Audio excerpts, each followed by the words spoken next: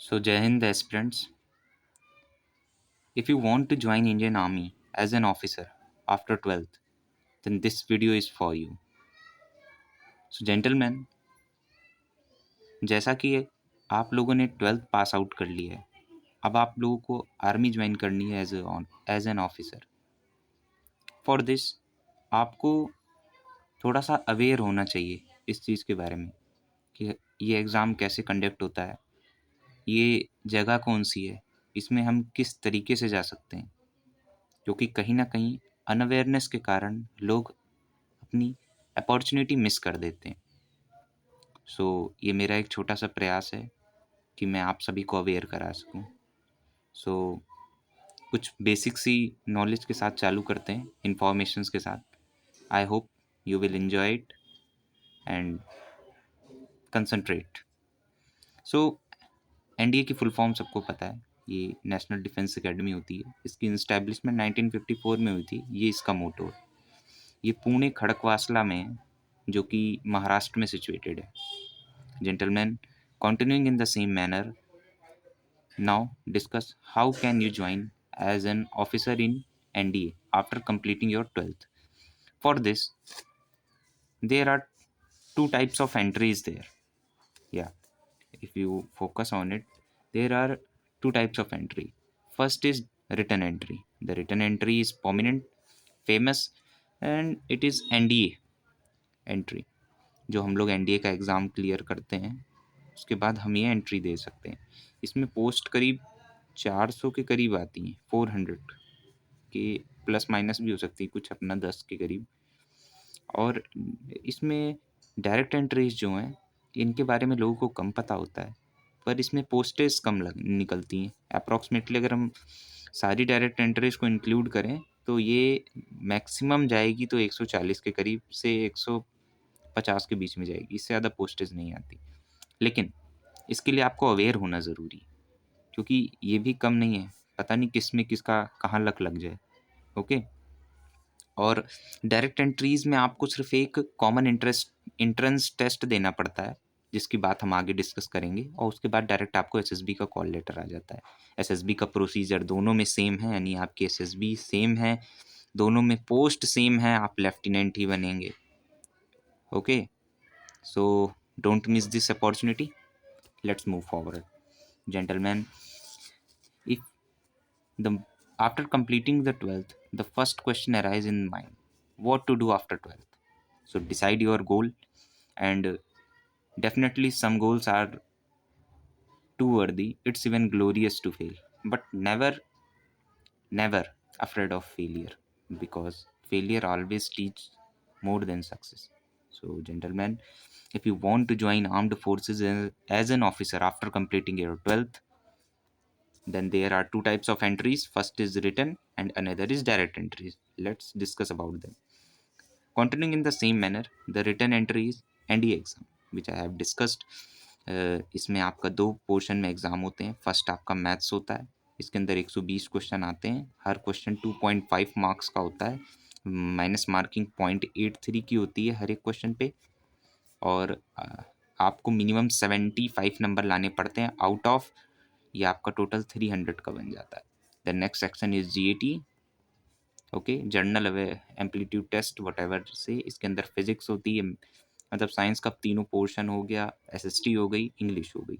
ये सब 200 नंबर में बटी रहती हैं, 200 200 200।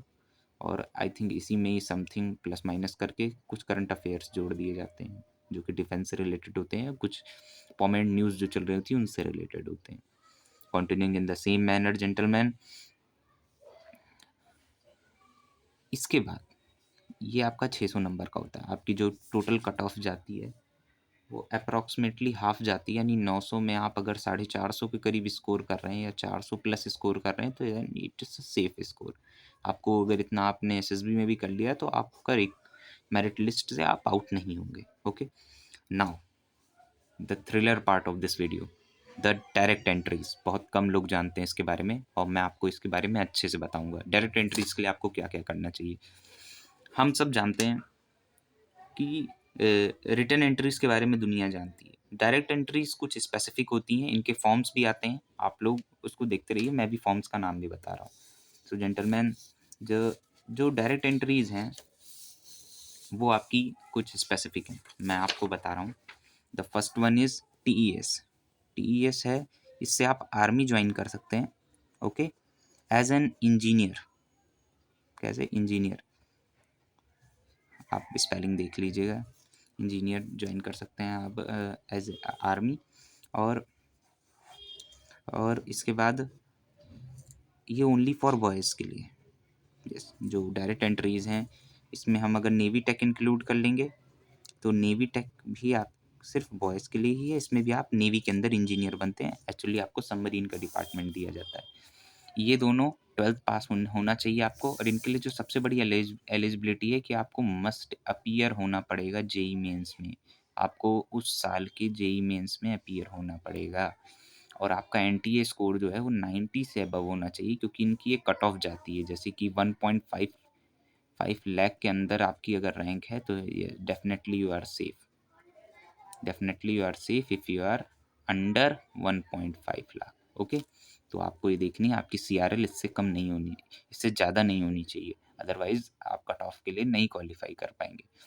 फिर एक और एंट्री आती है एनसीसी स्पेशल एंट्री, लेकिन इसमें सी सर्टिफिकेट लगता है जो कि ग्रेजुएशन के बाद मिलता है। वो इसकी एक प्लस पॉइंट ये है, इसमें गर्ल्स की अलग से वैकेंसी निकलती है, तो डेफिनेटली गर्ल्स फोकस करें यहाँ पे, आप ज़रूर अच्छा इसमें कर सकते हैं। और if you are good in NCC, you are not enough good in all the subjects so that you are not completing trying to beat the written exam of NDA, then definitely go for it. So gentlemen, दोबारा आते हैं topic पे, टेस और navy take. टेस और navy take, इसके लिए आपको JEE mains में अपीयर होना है, वो सब हमने डिस्कस कर लिया। जेई मेंस में अपीयर होंगे, आपकी रैंक आएगी, आपका एसएसबी, इसका जो फॉर्म निकलता है वो टीईएस निकलता है। इस समय टीईएस का 53rd सेशन हो चुका है, ये कंप्लीट हो चुका है, 54th चलेगा आपकी बार। सो डेफिनेटली आपको 2025 का अगर आपको जेई मेंस देंगे तो आप टीईएस 54 दे सकते हैं। इसके बाद हर 6 महीने पे इनके फॉर्म निकलते हैं, 6 मंथ पे, ओके। और इनकी वैकेंसीज मैंने डिस्कस कर ली, इसमें करीब 90 निकलती हैं, इसमें करीब 45 निकलती है वैकेंसीज, ओके। सो फोकस करे रहिए। So if a candidate clear कर लेता है जेई मेंस, ओके, अगर एक कैंडिडेट जेई मेंस क्लियर कर लेता है प्लस एनडीए का रिटर्न क्लियर कर लेता है, एनडीए का रिटर्न क्लियर कर सकता है, और इसमें ये मान लो 90 के अप्रॉक्सीमेटली और प्लस स्कोर कर रहा है, सो उसको एक साल में 1 ईयर्स में उसने एनडीए का रिटर्न दोनों बार अगर क्लियर किया हुआ 6 महीने पे, उसको एक साल में 6 एसएसबी, 6 एसएसबी, अगर उसने 2 साल मान लो अगर उसके पास बचे हैं तो 12 एसएसबी, एंड डेफिनेटली इसके अंडर ही आपका रिकमेंडेशन हो जाएगा। लेकिन आप ये जानिए कि what is the share of the return entries. Return entries का शेयर सिर्फ 2 है, डायरेक्ट एंट्रीज का शेयर 4 है। So definitely guys don't miss that opportunity, give the JEE mains, prepare for it, you have done well. अगर आपने PCM background से math आपने 10+2 12th किया है तो ये आपके पास एक बहुत बड़ी अपॉर्चुनिटी है, इसको आपको मिस नहीं करना चाहिए। रैंक सेम है, पढ़ाई सेम है। अब मैं अपनी फर्दर वीडियोस में डिस्कस करूँगा कि कैसे क्या होता है, बिकॉज मैं भी एसएसबी के थ्रू जा चुका हूँ और मेरे पास कुछ एक्सपीरियंस है जो मैं आप सबके साथ शेयर करूँगा। ये एक छोटी सी जानकारी थी जो समय रहते आपको अवेयरनेस दिमाग में डाल देनी चाहिए। तो जेंटलमैन, ओके, थैंक यू।